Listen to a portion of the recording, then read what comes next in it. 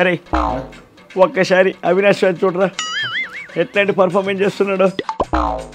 మనం వచ్చేసి బయట జనానికి హార్ట్ అటాక్తో చచ్చిపోయాడని చెప్పాం బాబాయ్ని.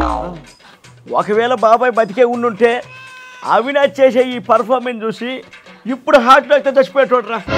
అలా జరుగుంటే ఎంతో బాగుండేది అన్న. అవునరా, మీరు గొడ్డలు పట్టుకోవాల్సిన అవసరం ఉండేది కాదు, మీ చేతికి బ్లడ్ అంటేది కాదు. ఎలా ఉంటాడు రా అవినాష్?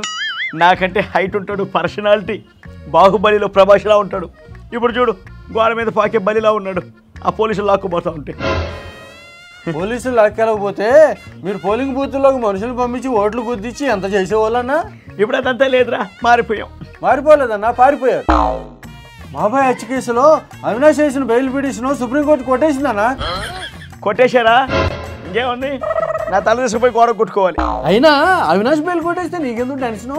నీకు తెలియదులేరా, గొడ్డలి పట్టుకున్న చేతికి ఉన్న కనెక్షన్, అందుకే ఈ టెన్షన్.